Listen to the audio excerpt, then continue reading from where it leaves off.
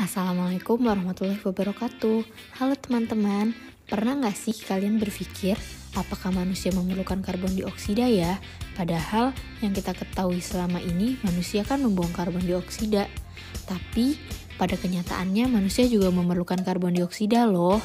Eits, tapi jumlah karbon dioksida yang diperlukan tubuh tidak sembarangan. Jangan berlebihan juga, karena kalau berlebihan bisa gawat. Nah, apa sih yang akan terjadi pada tubuh manusia jika kelebihan karbon dioksida? Pasti pada pengen tahu kan? Kalau pengen tahu, tonton terus video ini ya. Sebelum kita masuk ke fungsi dari karbon dioksida, sebenarnya kalian udah paham belum sih apa pengertian dari karbon dioksida itu sendiri? Karbon dioksida adalah molekul dengan rumus molekul CO2. Nah, pasti udah gak asing kan dengan CO2? Molekul linear ini terdiri dari atom karbon yang berikatan ganda dengan 2 atom oksigen. Kalau gitu kita lanjut ya ke fungsi dari karbon dioksida. Seperti yang bisa kita lihat di gambar, karbon dioksida dikeluarkan oleh manusia dan dibutuhkan untuk proses fotosintesis tanaman. Proses ini akan menghasilkan oksigen. Setelah itu, oksigen yang dihasilkan akan dihirup oleh manusia dan akan menghasilkan karbon dioksida. Tapi, tidak sepenuhnya karbon dioksida akan dikeluarkan lagi loh, karena karbon dioksida juga berfungsi untuk tubuh manusia untuk menjaga pH darah agar tetap normal. Selain fungsi yang tadi dijelaskan, karbon dioksida juga memiliki dampak negatif loh bagi tubuh. Apa sih dampaknya? Karena di lingkungan kita ini banyak terdapat polusi yang mengandung karbon dioksida berlebih, jadi jika kita menerima terlalu banyak paparan karbon dioksida atau menghirup terlalu banyak karbon dioksida, bisa berbahaya bagi tubuh karena bisa menyebabkan hiperkapnia. Kok bisa sih? Nah, pertama-tama karbon dioksida masuk ke paru. Maksudnya adalah partikel karbon dioksida masuk ke tubuh dari banyaknya aktivitas yang terdapat di atmosfer atau luar tubuh. Lalu karbon dioksida larut dalam air sehingga membentuk asam karbonat yang membuat darah menjadi asam.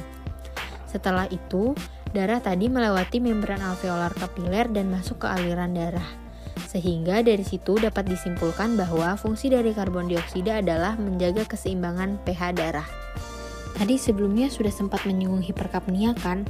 Apa sih hiperkapnia itu? Hiperkapnia adalah terjadinya hipoventilasi karena peningkatan karbon dioksida yang menyebabkan pH menurun, yang akan mengarahkan ke keadaan asidosis pernafasan. Yang biasanya rentan terkena hiperkapnia itu adalah pekerja di industri pabrik. Nah, gejala-gejala dari hiperkapnia itu adalah kejang, papiledema, depresi, dan otot berkedut. Jika sudah parah, maka harus segera dibawa ke dokter.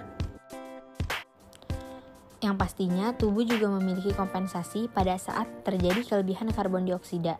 Yang pertama, laju pernafasan meningkat, volume pernafasan meningkat, tekanan darah meningkat, dan juga detak jantung meningkat. Poin yang selanjutnya, pembuluh darah di ekstremitas mengerut untuk membatasi aliran darah ke tubuh bagian ekstremitas.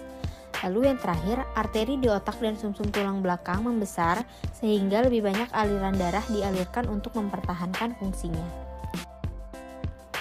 Apa sih yang terjadi pada saat tubuh kita kelebihan karbon dioksida lebih dari 5%?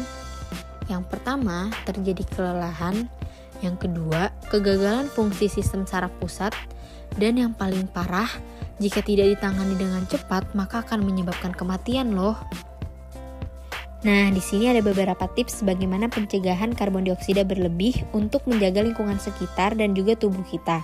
Yang pertama ada go green, menanam pohon dan mengurangi pemakaian plastik, lalu memanfaatkan transportasi umum untuk mengurangi polusi udara akibat kendaraan berlebih dan juga menggunakan masker. Di sini ada beberapa referensi yang kita ambil dalam pembuatan video ini.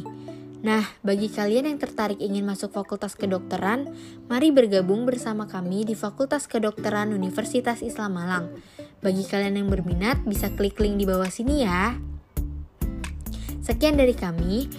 Mohon maaf bila ada kesalahan. Semoga ilmu ini bisa bermanfaat bagi kita semua dan semoga kita semua tetap ada dalam lindungan Allah. Sekian dari kami. Wassalamualaikum warahmatullahi wabarakatuh.